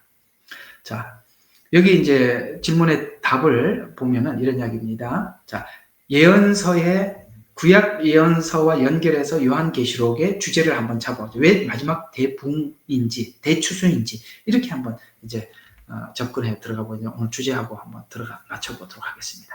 자, 그러면 여러분, 우리 7년이라는 시간 쭉 보고 나면 우리가 이렇게 나누죠. 자, 7년이 다가오는 것을 가르쳐 주는 것은 인지양 1, 2, 3, 4 네 번째 인까지입니다. 이 네 말이 나오죠. 요거는 7년 대환란에 들어왔다는 것이 아니라 7년이 시작되었다, 입구에 왔다라는 것을 사람들에게 쉽게 말해서 이렇게 감각을 살려주는 그런 것들이죠. 그게 7년이 막 다가오고 있다. 그래서 이제 5번째부터 이제 5번째, 6번째, 7번째 이렇게 되면 5번째가 이제 누굽니까? 두 증인의 순교거든요. 어쨌든 요게 그렇습니다. 순교예요. 그 다음에 6번째 이렇게 나가는데 한번 봐요. 전 3년 반과 후 3년 반이 있는데 잘 들어봐요. 전 3년 반은 나팔재앙이고요. 후 3년 반은 대접재앙이지 않습니까? 대접재앙인데 나팔재앙에 하늘에서는 나팔을 불고 그 다음에 하늘에서는 이렇게 나팔재앙, 나팔을 부는 건 아니죠. 나팔재앙이 있는데 그 나팔재앙이 있을 때 땅에서는 두 증인이 복음을 전하잖아요. 그러니까 이렇게 생각하는 거죠. 이렇게 되는 거예요. 전 3년 반은 하늘에서는 하나님께서 나팔 재앙을 통해서 사람들에게 그래서 성경에 보면 그 이스라엘 백성들이나 이방인들에게 내가 이렇게 심판하겠다. 그때 너희가 내가 여호와인 줄 알리라. 이런 말씀 여러분 많이 읽어보셨죠. 그래서 하나님이 재앙을 통해서 하나님의 하나님 되심을 드러낼 때 재앙을 통해서만 드러내는 것이 아니라 이 재앙이 하나님의 어떠하심에 무엇 때문에 재앙이 내리고 어떻게 해야 우리가 하나님 앞에 돌아오고 구원을 받는지는 외쳐줘야 되잖아요. 재앙만으로는 아는 게 아니라 외쳐줘야 하는데 그 외치는 사람이 누구냐? 두 증인이라는 거예요. 그래서 전 3년 반의 주인공은 두 증인입니다. 이스라엘 백성들이 포로 전 중후에 선지자들이 활동을 하지 않습니까? 포로 전에도 활동을 하고 포로 중에 에스겔서는 여러분 포로 중에 활동한 선지자죠. 그 다음에 포로 후에 학계 선지자, 에스라 선지자 이런 사람들은 포로 생활하고 돌아오고 난 뒤에 활동했던 선지자들이죠. 그런데 가만히 보세요. 이스라엘 백성들이 지금 바벨론 포로 잡혀서 이거 왜 왔지? 이걸 누가 설명을 해주죠? 선지자가 설명해 주죠. 돌아왔습니다. 그리고 하나님께서 성전을 건축해라 라고 말을 하잖아요. 학계 선지자, 에스라 선지자를 통해서 건축을 하기도 하고 그 다음에 말씀을 선포하고 느헤미야를 중심으로 해서 이 성전을 재건하고 이렇게 되지 않습니까? 이거 다 그 중심에 누가 있었어요? 선지자가 없었더라면 하나님이 왜 그렇게 했는지 아무도 몰랐을 텐데 선지자들이 그걸 말해줌으로써 그들이 이 환란의 목적이 뭔지 알게 되었듯이 나팔 재앙에 하나님께서는 나팔 재앙이 엄청난 재앙이 있는데 이 재앙이 왜 온 거야? 라고 사람들이 막 궁금해할 때 누가 외쳐줍니까? 바로 두 증인이 외쳐주는 것입니다. 여러분 요한계시록 제가 강의하면서 두 증인에 대한 사람들의 견해는 다 다른데 저는 이 두 증인이 에베소서 2장에 보면 한세 사람이 뭐죠? 완유맨이잖아요. 완유맨. 이게 뭐냐면 이스라엘, 원가지. 거기 접붙은 이방인. 그래서 둘은 하나가 돼 있잖아요. 그래서 마지막 때는 유대인들이 14만 4천이 회복돼서 돌아가. 여호와의 종이라고 분명히 표현하고 있어요. 마지막 때 하나님 그들이 신앙을 지킬 뿐만 아니라 그 신앙을 지키는 과정 속에서 많은 사람들이 돌아오게 되겠죠. 그래서 하나는 유대인 14만 4천, 또 하나는 이방 교회.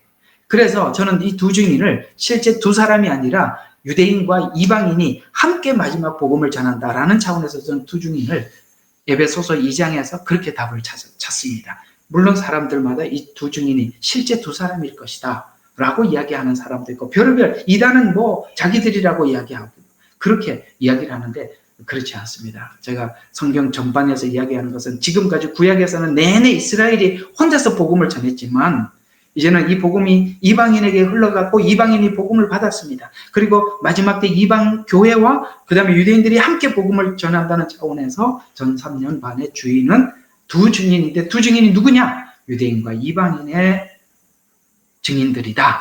저는 그렇게 이해를 하고 있습니다. 그런 차원에서 이방 교회인 우리들도 이 마지막 때 하나님께서 증인으로 불러주셨고 그것을 저는 준비해야 한다라고 생각을 합니다. 이번에 한국에 가면 제가 여러분들과 함께 이 아모스서를 언급을 하고 주일 예배 때 제가 한번 말씀을 드리려고 하는데요. 거기 보면 이 마지막 때를 하나님께서 이 북이스라엘의 멸망을 아모스에게 가르쳐 주시면서 뭡니까? 하나님께 질문을 하고 답을 구했던 아모스에게 하나님이 이런 칭찬을 하십니다. 너가 네 손에 든 게 뭐냐? 예, 다림줄이니이다. 내가 그걸 기뻐하노라. 이렇게 말씀을 하시죠. 이런 것처럼 여러분 마지막 때 아모스 선지자처럼 이 마지막 때 두 증인의 주인공은 누구냐? 다림줄을 가진 사람입니다.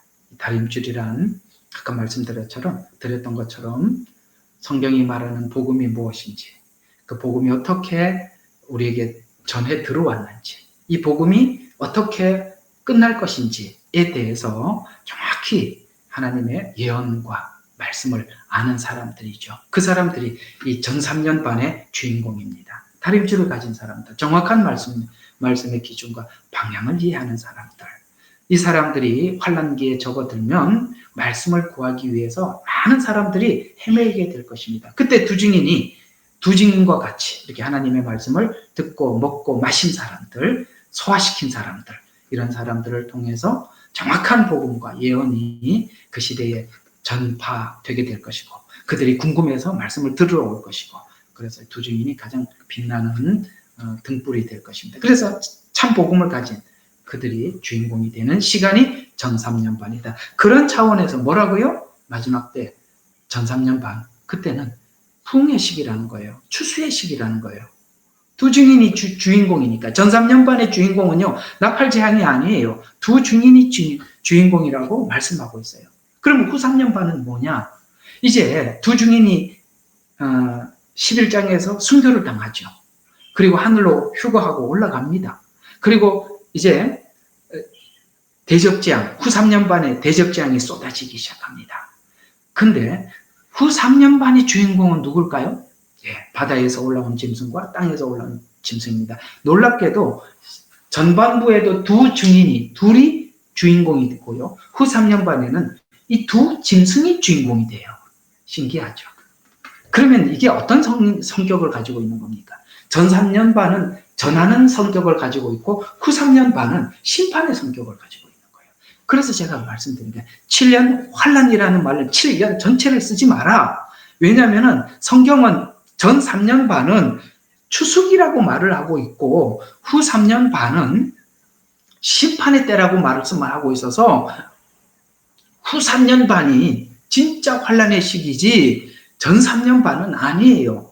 물론 나팔재앙도 엄청난 재앙입니다. 그러나 그 재앙을 통해서 하나님이 여호와인 줄 그들에게 증거하는데, 문제는 하나님의 백성들에게는 하나님의 보호가 있다고 수도 없이 약속을 하고 있고, 그 중에 어떤 사람은 복음을 전하고, 그래서 그때 자기 믿음과 자기 수준에 따라서 하나님께서 이렇게 복음을 전하는 사람으로 쓰기도 하고, 그래서 성경에 여러분 혹시 요한계시록에 사로잡힌 사람은 사로잡혀가겠고 라는 말씀 있지 않습니까? 칼로 죽임을 당할 것이고, 하나님께서 부르심에 따라서 각자가 이렇게 하나님 앞에 쓰임을 받든지 보호를 받고 하나님에게 하든지, 그건 하나님께서 하실 일이고, 그건 하나님께서 하실 일이고, 여러분 각자에게 하나님이 어떻게 하실지 우리는 알 수 없으나, 그러나 하나님 앞에 쓰임을 받는 사람들도 하나님께서 스데반 집사와 같이 정말 하나님께서 분명하게 쓰시고, 그에게도 하나님께서 은혜를 주셔서 스데반 집사가 순교할 때 하늘의 문이 열리고 하나님 보좌를 보고, 그가 저들을 용서할 수 있었던 것은 돌을 들고 자기를 던지는 사람들 앞에서 두려워하는 것이 아니라 저 하나님 나라를 보았기에, 하나님 우편 보좌에 서신 응원하는 예수님을 보았기 때문에 그들을 용서하며 저들의 죄를 저들에게 돌리지 말라고 순교할 수 있었던 것 같이 하나님께서 그들에게도 그런 은혜와 용기를 주시리라고 믿습니다. 그게 복음을 전하는 자들에게 주시는 은혜예요. 이해가 가시죠? 그래서 각자가 이 부분에 대해서는 다를 것이라고 그렇게 생각을 하는 것입니다. 그래서 이 후 3년 반의 주인공은 바다와 땅에서 올라온 짐승이에요. 그래서 전 3년반은 나팔재앙 때 부흥과 회복기가 될 것이고 후 3년반은 대접재앙인데 두 증인의 복음을 거부한 자들에게 두 짐승을 통한 환난기가 될 것입니다. 그래서 7년을 다 펼쳐서 우리가 보게 되면 7년은 전체가 환난기가 아니라 후 3년 반이 환난기임을 우리가 이해할 수 있습니다. 그러면 두 증인이 주인공이 나팔재앙의 순서들을 쭉 보면 나팔재앙 그걸 하고 하늘은 재앙이고 땅에서는 복음을 전하거든요. 그때 첫째는 피가 섞인 우박과 불이 되고 그 다음에 두 번째 나팔은 거대한 산이 불에 타 바다에 던져지게 되고 세 번째는 하늘에서 큰 별이 떨어져서 강들의 3분의 1 물의 원천이 떨어지게 되고 네 번째는 해달 별 3분의 1이 떨어져서 어둡게 되고 다섯 번째가 이제 네 번째까지가 이렇게 실제적으로 엄청난 이런 재앙들인데 다섯 번째는 이제 5달 동안 전갈 공격이 있게 되고 구름을 여니까 큰 영광로에 연기가 올라오더라 이렇게 이야기를 하고 자, 여섯 번째가 여러분 우리가 중간기에 있을 전쟁이 한 번 있다고 그랬죠. 그게 바로 유브라데 전쟁의 3분의 1이 죽임을 당할 것이다 라는 말씀을 하고 있습니다.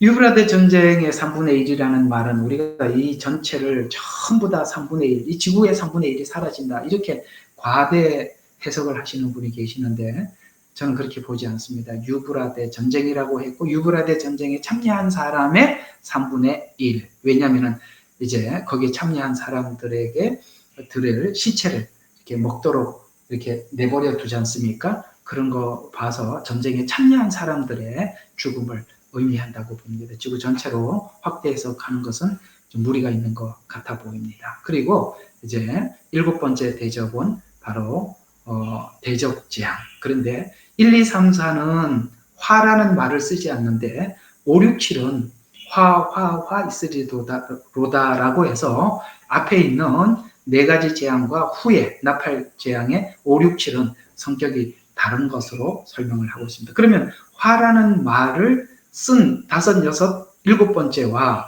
1, 2, 3, 4 화가 없는 1, 2, 3, 4는 무슨 차이가 있는 건가? 제가 볼 때는 이 1, 2, 3, 4는 복음을 전하기 위해서 하나님께서 적극적으로 하는 재앙이라면 5, 6, 7은 이에 대해서 거부한 자들에게 이제 점점점 하나님의 화가 미치는 것이라는 차원에서 화 있으리로다 라고 그렇게 말씀한 것으로 보여집니다. 여러분 이 내용들이 일반적으로 여러분들이요 제가 좀 이걸 다 여러분들이 뭐 이거 하고 나면 궁금한 게 엄청 생길 거예요. 네, 여러분 요한계시록 올려놓은 거 좀 들으세요. 제가 다 설명하기 너무 많아요. 다 설명해놨으니까 보세요. 들어보세요. 그러면 여러분들이 궁금한 거 그 속에 다 있을 겁니다. 아셨죠? 그 다음에 나팔재앙의 목적은 무엇이냐? 나팔재앙의 목적을 보면 10장 8절에서 11장 8절에 나팔재앙의 목적이 나오는데요. 이렇게 나옵니다. 다시 시작되는 다니엘과 계시록 이 무슨 다시 예언해야 하리라라고 말씀하시는 이 다시 예언이 뭐냐라는 것입니다. 다시 예언하여야 하리. 우리 다니엘서 쪽으로 한번 들어가 보도록 하겠습니다. 다니엘서 봅시다. 다니엘서와 요한계시록은 짝입니다. 예수님께서 마태복음 24장에서도 다니엘서와 다니엘서를 기준으로 해서 정리해 둔 것이거든요. 예, 마태복음 24장은 다니엘서를 기준으로 예수님이 하신 말씀이고 마태복음 24장에 있는 뼈대를 가지고 요한계시록은 쭉 풀어놓은 겁니다. 잘 기억하세요. 다시 한번 말씀드릴게요. 다니엘서에 있는 그래서 예수님께서 다니엘이 말한 바 이런 말을 쓴 겁니다. 그러니까 다니엘서에서 정한 기준을 가지고 마태복음 24장에서 예수님이 말씀하신 것이고 그 제자인 요한은 다니엘서를 중심으로 말씀하셨던 예수님의 말씀과 다니엘서를 중심으로 해서 요한계시록을 시간적으로 쭉 풀어놓은 겁니다. 그러면 이 모든 방향과 시간 이런 것을 딱 잡으려면 어디로 가야 되느냐? 다니엘서에서 체계가 딱 서야 되는 거예요. 체계가 서야만이 요한계시록이 열리는 거예요. 그래서 다니엘서와 요한계시록은 연결이 되어 있어요. 자, 그러면 다니엘서는 하나님께서 똑같은 요한계시록이거든요. 그건 뭡니까? 실제 바빌론 포로 생활 가운데 있었던 사건이잖아요. 그렇죠. 다니엘은 포로로 잡혀가서 쓴 예언서니까. 그러니까 지금 하나님께서는 어떻게 설명을 하고 계시는 거냐면, 얘야, 요한계시록은 너희들이 과거에 바빌론 포로 생활했던 거 있지? 그거하고 같은 성격을 가지고 있는 거야. 이렇게 설명을 해주고 있는 거란 말이야. 그러면 다니엘서 10장 8절을 보면 이렇게 말씀하고 있습니다. 아니지? 아이고, 죄송합니다. 이게 다니엘서가 아니고 요한계시록 10장 8절이네요. 10장 8절. 여기입니다. 자, 또 내가 하늘로부터, 이제 다니엘서도 이렇게 손으로 잡고 계세요. 바로 넘어갈 거니까. 또 내가 하늘로부터 들은 그 음성이 내게 다시 말하여 이르기를, 가서 바다와 땅 위에 서 있는 천사의 손 위에 펴놓은 작은 책을 가지고 가지라. 자, 천사의 손에 펴 있는 작은 책이 뭐냐? 이 작은 책이 뭐냐? 요한계시록인데 요게 이제 다니엘서에 있던 예언한 그 말씀이거든요. 자, 작은 책. 그래서 내가 그 천사에게 가서 그에게 말하기를, 그 작은 책을 내게 주소서라고 하였더니 그가 나에게 말하기를, 집어서 먹어버려라. 내 배에서는 쓰겠지만 내 입에는 꿀처럼 달리라. 그리하여 내가 천사 손에서 그 작은 책을 가져다가 먹으니 내 입에서는 꿀처럼 다나 먹고 나니 내 배에서는 쓰더라. 그때 그가 내게 말하기를, 내가 많은 민족들과 언어들과 백성들 앞에 뭐라고요? 다시 예언하여 하리라. 다시 예언해야 된대요. 자, 그러면 이게 다시 예언한다는 이 다시 예언이 뭐냐? 다니엘서예요. 12장입니다. 1절과 2절. 다시 예언하여 하리라. 12장 1절과 2절. 자, 그때에 미가엘이 일어서리니, 자, 그때 미가엘이 일어선답니다. 내 자손을 위하여. 자, 잘 들으세요. 내 백성의 자손을 위하여. 내 백성은 누굽니까? 이스라엘이죠. 분명히 교회 아니거든요. 이스라엘이에요. 그래서 내 백성의 자손을 위하여 일어서는 위대한 통치자라. 또 고난의 때가 있으리니. 지금 무슨 때예요? 지금 현재 다니엘서를 기록하는 그 시간은 바벨론 포로기예요. 그러니까 포로기는 고난의 때잖아요. 포로기니까. 그런데요, 놀랍게도 이런 이야기입니다. 이는 내 백성의 자손이라고 하니까 지금 그 사람들은 아니죠. 자손이니까 후대잖아요. 이 단어 하나를 놓치면 안 돼요. 이런 말들이 너무 중요한데 쑥 지나가요. 자, 내 백성의 자손, 후대를 이야기하는 거예요. 일어서는 위대한 통치자라. 또 고난의 때가 있으리니, 후손에게 고난의 때가 있대요. 이게 뭡니까? 다니엘이 여기 12장에서 마무리하고 이 고난의 때를 그대로 요한계시록 7년으로 옮겨가는 거거든요. 그래서 고난의 때가 있으니 그것이 민족이 생긴 이래로 그때까지 결코 없어요.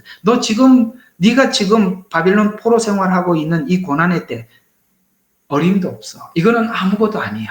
너 후손들이 엄청난 고난의 때가 있네. 너희 민족이 생긴 이래로 이런 일이 한 번도 없었다. 엄청난 고난이 올 것이다. 그때에 내 백성이 구제될 것이다. 그때 네 백성들, 너 이스라엘, 네 후손들이 그때 구제받을 것이다. 그 책에 기록되어 발견될 모든 자들이다. 그 책에 기록되어 발견될 모든 자들이라 라고 해서 지금 아까 요한계시록 10장 8절부터 설명했던 그 책을 먹었던 그 책이 바로 지금 기록되어 발견된 모든 자들이, 뭐 발음이 잘 안 돼요. 그게 지금 요한계시록 이렇게 연결이 되어 있단 말이에요. 그걸 하나님께서 요한에게 줬는데 요한이 그 계시를 받았더라도, 잘 들어요. 그 요한이 계시를 받았더라도 요한 자신이 모릅니다. 이게 어떤 마지막 때 어떤 것이지. 예를 들어서 요한이 막 기록할 때 이 무슨 뜻이에요? 해석해 주세요. 해석해 주세요. 이렇게 하더라도 요한이 몰라요. 다니엘도 이 글을 쓰면서 몰라요. 분명히 훗날 우리 후손에게 이런 일이 있다라고는 알고 있어요. 왜 하나님께서 적으라니까. 그러니까 적으면서도 있을 거라고는 알지만은 구체적으로 어떤 것이냐에 대해서는 전혀 모른다 이 말입니다. 요한도 마찬가지예요. 자기가 기록하고 있으면서 모르는 거예요. 그러면 기록한 요한도 모르고 후대의 우리도 잘 모르는데 그것은 하나님의 때가 돼서 오늘 우리가 때가 되면 고난의 때가 있으리니 라고 말씀하고 있잖아요. 그 때가 되면 그때의 내 백성이 구제가 되가 때 자꾸 이야기를 하는데 그 시간이 되면 계시록이 열리게 될 것이고 그때 너희들이 알게 될 것이다 라고 말씀하고 있어요. 그래서 우리가 이 예언이 열리지 않는 풀어지지 않는 그 과거에 예언이 이럴 것이다 저럴 것이다라고 해석했던 수많은 해석들은 대부분이 틀릴 수밖에 없는 것은 예언은 그 시간이 와봐야 그 예언이 무슨 뜻인지. 예레미야가 이스라엘 백성들이 바빌론 포로 생활을 70년 할 것이라고 예언을 받아서 예레미야는 기록을 했어요. 근데 그 70년 예레미야는 믿었어요. 그러나 이것을 아무리 사람들에게 당신들은 바벨론 포로로 잡혀갈 것입니다. 70년간 포로 생활을 할 겁니다. 하나님이 그렇게 말씀하셨습니다. 사람들이 믿지 않았어요. 그러다가 여러분 나중에 그 에스겔이죠. 에스겔이 하나님의 예언을 받고 나중에 그 예레미야가 이 바벨론 포로에 대해서 예언을 받고 난 이후에 뭐라고 기록했나라고 예레미야서를 읽다가 뭘 발견합니까? 아, 우리가 포로 생활에 70년 기간을 주셨구나라는 것을 예레미야서가 기록한 걸 알고 에스겔이 70년 후에 우리는 회복돼서 돌아갈 것입니다. 고레스라는 왕을 통해서 하나님께서 우리를 이스라엘로 다시 회복시킬 것입니다. 라고 말씀을 했던 것입니다. 이런 것처럼 예언서는 어떤 내용을 기록을 했지만 그러나 그 시간이 와서 그 상황이 왔을 때 사람들이 관심을 갖게 되고 관심을 갖게 되었을 때 그들이 드디어 이 예언의 말씀을 듣게 되고 그 예언의 말씀을 들을 때 하나님께서 모든 것이 우연히 일어나는 사건이 아니라 하나님께서 역사 속에 개입하시고 간섭하시고 이렇게 일을 이루어 가시는구나 라고 예언을 통해서 뭘 하려고요? 예언을 통해서 뭘 하려고 그러죠? 복음을 전하려고요. 그래서 예언을 알고 있어도 복음을 모르면 전할 말이 아무것도 없어요. 그래서 저와 여러분이 지금 예언을 이해하려고 하는 이유가 뭐냐면 이 시간이 왔을 때 사람들이 여러분에게 다 물으러 올 거예요. 그때 여러분들이 복음을 제시하라고 복음을 배우라는 거예요. 알아들으셨죠? 그래서 이스라엘 백성들은 예수님이 오셨을 때 거부해서 이 복음이 이방인에게 흘러갔죠. 그리고 마지막 7년이 되었을 때 이 마지막 7년 때 그때 이스라엘 백성들이 회복하고 돌아온다는 거예요. 그래서 고난의 때라고 얘기 표현해요. 아, 이 고난의 때라는 것은 바로 7년을 지칭하고 있구나. 근데 이 다니엘은 이 고난의 때가 지금 받는 이 고난과 같은 고난이 후대에 있을 것이다라는 것만 알고 지금 그렇게 듣고 있는 중이라는 것이죠. 아시겠어요? 그런데 이게 조금 더 설명해 드릴게요. 다니엘서 12장 2절부터 봐요. 땅의 흙 속에 잠자는 자들이 깨어날 것이고 얼마나 영원한 생명을 얼마나 수치와 모욕을 당하리. 이게 뭐예요? 부활이잖아요. 부활이잖아요. 여러분 지금 저하고 지금 요한계시록 21장 하고 있잖아요. 저번 주에 제가 부활을 한번 이 부분 설명을 했지 않습니까? 생명의 부활, 그 다음에 심판의 부활, 이 부분에 대해서 이번 내일 주일 저녁 예배 때 또 부활 이야기 한 번 더 할 겁니다. 그러니까 지금 이게 고난의 때와 뭐하고 엮여 있지요? 부활하고 엮여 있어요. 이건 전부 다 언제 일어나는 일이에요? 7년 안에 일어나는 일이에요. 첫째 부활. 네, 저는 전 3년반과 후 3년반 중간기에 첫째 부활이 있다고 저는 주장을 하고 있습니다. 사람마다 다를 수 있어요. 그러나 저는 그렇게 이해를 하고 있다 이 말이에요. 그런데 여기 보세요. 이 지금 12장 1절의 말씀은 분명히 7년 시간이고 2절, 3절은 부활이에요. 이게 전부 다 7년 안에 있는 일들이거든요. 아시겠죠? 그렇게 하나님께서 이렇게 쭉 이야기, 자기가 분명히 이런 일은 있겠다고 하는데 때는 언제인지는 모르겠고 우리 민족에게 그런 얘기가 있다는 일이 있을 것이라고 예언을 하는데 어이구 이제 이게 다 받아 적고 난 이후에 다 받아 적고 난 이후에 4절에 보니까 너 다니엘아 마지막 때까지 그 말씀을 다 들어요. 마지막 때까지. 그 아까 마지막 때는 아까 고난의 때라고 했잖아요. 그때까지 다니엘서를 다 들어요. 그러면서 그 책을 봉하라. 그때까지 많은 사람들이 이리저리 달릴 것이 지식이 증가하리라. 이게 무슨 뜻이냐면 그 책이 열릴 쯤, 그 책이 개봉될 쯤 무슨 일이 일어난다? 사람들이 이리저리 비행기를 타고 다니는 겁니다. 지식이 증가한다. 인터넷이에요. 참 신비하죠. 와, 지금은 이 지구촌이 일일 생활권이 됐어요. 지식이 증가한다. 여러분 요새 모르는 사람이 검색하면 다 나오는 거예요. 그런 것처럼 이게 지금 이런 때가 오나? 그때 무슨 책도 제대로 없어. 두루마리도 겨우 만드는데 무슨 지식이 사람들이 어떻게 지식이 증거가 돼요? 안 되지 않습니까? 이리저리 사람들이 이리저리 달린다고요? 아 생각해봐. 그때 마차밖에 더 있었어요? 마차가 있더라도 도로가 있어야 하죠. 다니엘은 이 글을 적으면서 전혀 이해할 수 없는 아마 그때가 있겠지 하고 적는 겁니다. 근데 중요한 것은 여기보다 말씀을 닫는데요. 닫았던 이 말씀을 자 요한계시록 10장 아까 다시 또 가봐요. 10장 8절 닫았던 말씀이 어떻게 합니까? 열리죠. 그래서 8절에 보면 이렇게 이야기합니다. 10장 요한계시록 10장 8절 또 내가 하늘로부터 들은 음성이 내게 다시 말하여 이르기를 가서 바다와 땅 위에 서 있는 천사의 손에 펴 있는 작은 책을 가지라. 요 작은 책이 요한계시록이기도 하면서도 아까 뭡니까? 다니엘서 임봉한 책이라는 것입니다. 그래서 여러분 이 요한계시록이 열릴 쯤 요한이 하나님 앞에 뭐라고 그랬습니까? 하나님 누가 이 임봉한 것을 때리요? 라고 했더니 그게 5장인가? 나올 거예요. 5장이 맞을 거예요. 그랬더니 장로 중 하나가 뭐라고 얘기합니까? 어린 양이 이겼으니 그가 이 책을 봉인한 책을 때리라 라고 그렇게 장로가 요한에게 알려줬지 않습니까? 이런 것처럼 연결이 어떻게 됐는지 알겠죠? 다니엘서는 시대를 하나님께서 미래에 있을 일들을 딱 얘기를 다 하고 이렇게 두루마리를 말아서 7개를 이렇게 하나 둘 셋 넷 다섯 여섯 7개를 이렇게 임봉을 해놓은 겁니다. 그게 이제 요한이 그걸 본 거예요. 야 하나님 저거 누가 뗄 수 있습니까? 어린 양이 이겼다.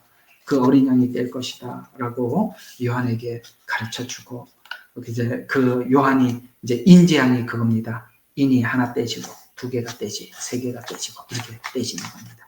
그 마지막 7개가 되면 쭉 열리는 거죠. 이 이야기를 지금 다니엘서의 임봉한 책이 요한계시록에 이렇게 열렸다 이렇게 설명을 하는데 그 열릴 쯤 세상은 어떻게 된다고요? 이리저리 달린다. 지식이 증가한다. 어때요? 지금 맞죠? 지금 맞습니다. 그래서 우리가 이걸 통해서도 이 마지막 때 이 고난의 때 7년이 우리 앞에 다가오고 있구나라는 것을 우리가 인식하게 되죠. 그래서 이걸 먹는 사람들이 누구예요? 이 책을 작은 책을 먹고 배에서는 쓰지만 입에서 달 것입니다. 그 사람들이 다시 예언을 한대. 다시 예언을 한다는 것은 이미 있었던 예언을 그들에게 선포한다는 뜻이에요. 이미 있었던 예언을 선포한다는 것이죠. 다시 예언할 것이다 라고 하면서 이 예언을 하는 자들이 바로 두 증인입니다. 두 증인. 그래서 11장의 나팔재앙 전 3년 반에 두 증인의 사역기간이라고 말씀하고 11장. 그래서 우리가 두 증인을 잘 기억하게 하려고 하나님은 둘이니까 11 이랬고 하나하나 이렇게 참 11장 이렇게 정말 쉽게 기억하도록 그렇게 해둔 것 같아요. 참 그건 전 두 증인을 11장 그래서 둘을 기억하라고 1 이렇게 해놨구나. 저는 그렇게 해서 외웠거든요. 그래서 11장은 나팔재앙 전 3년 반이 두 증인의 사역기간이라고 말씀하시고 그가 활동할 수 있는 시간이 1260일이다. 1260일을 쭉 풀어보면 3년 반이에요. 그 다음에 후 3년 반은 두 짐승이 주인공이라고 그랬잖아요. 근데 그 후 3년 반을 성경은 이야기할 때는 42 달이라고 이야기합니다. 여기는 날이라고 이야기하고 여기는 달이라고 말을 합니다. 그럼 여러분 날짜 숫자를 정확하게 한 것은 그 날을 꼬박 채워야 된다는 얘기가 되는 거고 달을 이야기할 때는 여유가 있는 거죠. 그래서 그 시간이 감할 수도 있는 것입니다. 그런 것은 참고 삼아 알아두면 되겠습니다. 그래서 1260일 동안 예언할 것이다. 두 증인이 활동할 것이다. 작은 책을 먹은 사람이 활동할 것이다. 누가? 두 촛대가 11장 4절 두 촛대 아까 말씀드렸죠. 두 촛대라고 하면은 촛대는 교회니까 유대 교회와 이방 교회 촛대 두 촛대 아시겠습니까? 그 다음에 그 두 증인이 복음을 전하는 활동 장소가 어디냐? 요한계시록 11장 8절에서는 이렇게 얘기해요. 장소가 소돔이다. 애굽이다. 그 다음에 주께서 못 박히신 곳이다. 보세요. 주께서 못 박히신 곳은 이스라엘입니다. 아까 말씀드렸죠. 두 촛대 중에 한 촛대가 유대인이라고 했습니다. 그래서 8절에 보면 주께서 못 박히신 곳, 이스라엘에서 이 복음을 전파하는구나. 그러면 소돔과 이집트는 어디? 이방, 세상을 지칭을 할 때 이집트라고 항상 말씀을 하셨어요. 그러면은 유대와 세상 전체, 이 땅, 이 지구상 전체에 복음을 이 두 증인이 전파하는구나. 또 소돔과 같은 곳이다. 어떤 곳입니까? 여러분 소돔이 대표하는 것은 동성애입니다. 그렇죠? 동성애. 그래서 그 영적 분위기가 마치 소돔과 같고 이집트 완전 세상과 같고 그야말로 십자가에 못 박히신 이스라엘 예수를 십자가에 못 박으소서라고 하는 그런 곳 이런 곳에서 두 증인이 막 활동을 1260일 동안 복음을 전한다라고 말씀하고 있습니다. 그리고 11장 12절에 보니까 두 증인이 죽고 난 후에 부활해서 승천하죠. 이게 부활이 여기 등장하거든요. 그리고 13절에 보니까 이제 두 증인이 부활하고 승천하고 난 이후에 13절에 도성의 10분의 1이 무너져서 하늘에 하나님께 영광을 돌리게 되더라라고 일부 후 3년 반 대적재앙 때 끝까지 견뎌서 구원을 받는 사람들이 두 증인의 복음을 듣고 후 3년 반에 견딥니다. 여러분 마태복음 24장에 보면은 누구든지 끝까지 견디는 자는 구원을 받으리라 라는 말씀이 있지요. 그들은 후 3년 반에 두 증인의 복음을 듣고 그들이 결심하여 이 환난기를 이기는 자들입니다. 너무 많이 물으려고 그러지 마세요. 제가 설교하는 거 좀 들으세요. 이거 다 설명하려면 제가 목이 아파서 다 할 수가 없어요. 다 올려놨으니까 계시록 차근차근 들으시면 다 설명해놨습니다. 이건 여러분 그냥 누가 설명해서 알 수 있는 게 여러분들이 굉장히 많이 고민을 하셔야 되고 진짜 궁금해서 답을 줘야 받아가는데 또 받고 난 뒤에도 이게 아닐 거야. 그러면 또 안 되는 거예요. 참 예언서는요 굉장히 어렵습니다.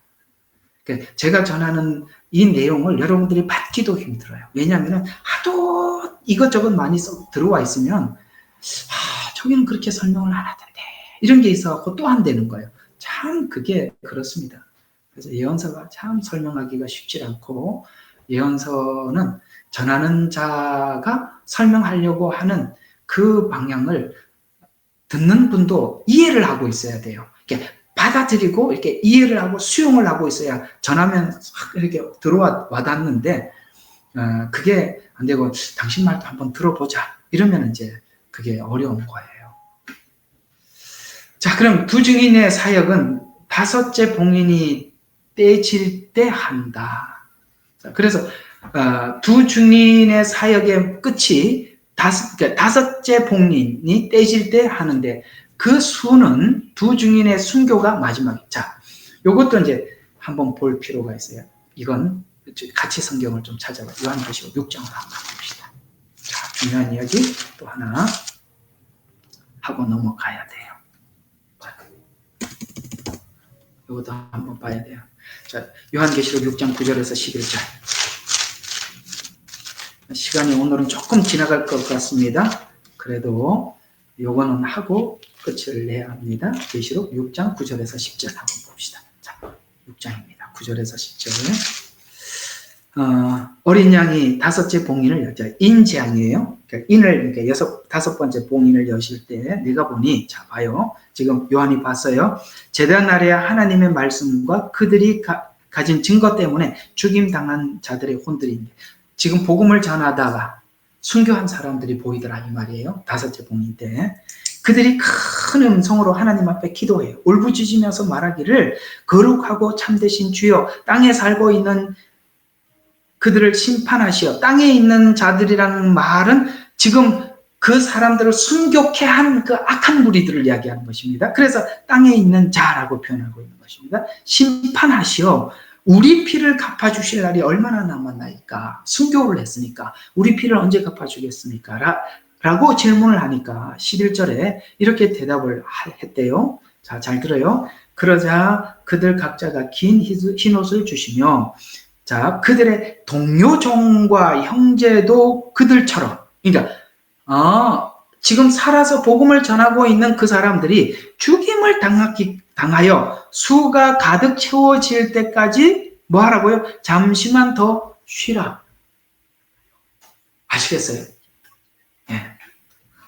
지금 무슨 말이냐? 이미 순교한 사람들이 많이 있어.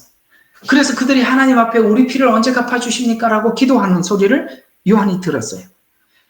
그래서 언제 갚아주십니까? 라고 물었더니, 좀 기다려라. 숫자가 아직 안 찼다. 숫자가 차기까지. 라고 말하는 그 숫자가 언제 채워지느냐? 두 증인의 순교로 채워지는 것입니다. 그래서 실제 나머지 둘만 남은 게 아니라 여기저기서 이방인들 가운데 증거하는 자들, 유대인들 중에 증거하는 사람들이 그 숫자가 채워지는 것입니다. 이해가 가시죠? 그래서 이 숫자가 채워지는 순간 두 증인이 죽고 부활하고 승천하고 후반부에 후 3년반에 대접장이 그야말로 심판이 쏟아지는 것입니다. 알아들으셨죠? 그들에게 그때 하나님이 심판하신 거 후 3년반 때 이렇게 우리에게 가르쳐주고 있는 것입니다. 그래서 이 두 증인의 순교가 언제 합니까? 라고 물었던 이 질문에 대한 대답이 계시록 11장 7절과 12절에 이렇게 설명해 주고 있어요. 두 증인의 순교가 나옵니다. 그들이 자기들의 증거를 끝마칠 즈음에 끝없이 깊은 구렁에서 올라오는 짐승이 그들과 전쟁을 하여 그들을 이기고 또 죽이더라. 그리하여 그들의 죽은 몸들이 큰 도성의 길거리에 놓이리니 그것은 영적으로 소돔, 이집트, 아까 했지요? 우리 주께서 십자가에 못 박히신 곳이라. 또 백성들과 족속들과 언어들과 민족 중에서 온 사람들이 그들의 죽은 몸들이 사흘 반 동안 구경하여 그 죽은 몸들을 무덤에서 장사하는 것을 허락하지 아니하리라. 땅에 사는 자들이 그것으로 인하여 즐거워하고 또 기뻐하여 선물을 보내리니 이는 두 선지자가 땅에 사는 자들을 괴롭게 했다. 뭐 때문에 뭘로 괴롭게 했죠? 복음을 전하는 것이, 그들에게 복음을 듣는 것 자체가 너무 괴로웠던 거예요. 아시겠습니까? 어떤 사람은 이 복음이 나팔지향 때 이 복음을 두 증인이 정하니까 죽이지도 못해. 왜냐하면 하나님께서 그 입에서 불이 나와서 그렇게 막 방해하는 사람들은 막 하나님께서 막 무자비하게 다루시거든요. 그러니까 어떻게 할 수도 없고 괴로워서 듣기는 듣는데 너무 괴로워서. 근데 어떤 사람이 거기 남은 자들은 하나님께 복음을 듣고 돌아오고 회복을 하는데 듣기 싫은 사람들이 있었어요. 그런데 이제 하나님께서 이 두 증인들의 순교를 허락합니다. 그래서 그들이 죽게 되죠. 그랬더니 죽이지 못했던 이 두 증인을 죽이고 너무너무 행복해서 서로 간에 막 축하하고 막 그런데 3일 반 후에 살아서 휴거해버리네. 아이고. 여러분 있잖아요. 이 3일 반 아시죠? 예수님 무덤 속에 계셨던 그 시간 3일. 이런 이야기들은 여러분 사단이 기뻐했던 날이 예수님을 십자가에 못 박고 죽었다라고 너무 행복했던 그 이틀 밤.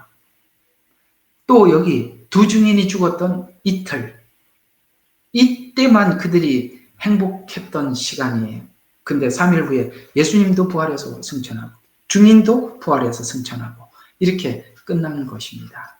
그래서 증거를 마칠 쯤 구렁에서 올라온 짐승, 그 구렁에서 올라온 짐승, 땅에서 바다에서 올라온 짐승, 두 짐승이 출현하는 거예요. 그래서 전쟁을 하여 그들을 이기고 그리고 생명의 영을 받아 그들에게 들어가니 자기 발로 서더라. 그래서 죽었던 사람이 자기 발로 서서 승천하더라. 그래서 두 증인의 사역 결과 여섯째 봉인이 이제 다섯째 봉인의 순교 두 증인이 죽고 그 다음에 이제 여섯째 봉인이 쫙 열리죠. 여섯째 봉인은 여러분 저번에 말씀드린 것처럼 여섯째 봉인은 그러니까 대접 전체가 일곱째 봉인이거든요. 그래서 그러니까 일곱 대접이 시작되는 것입니다. 그래서 진입하는 것입니다.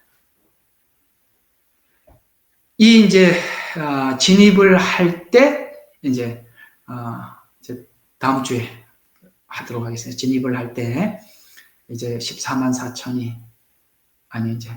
진입을 하게 됩니다. 여기까지만 좀 하도록 하겠습니다. 자, 오늘은 여기까지 하고 좀 정리를 한번 해볼게요.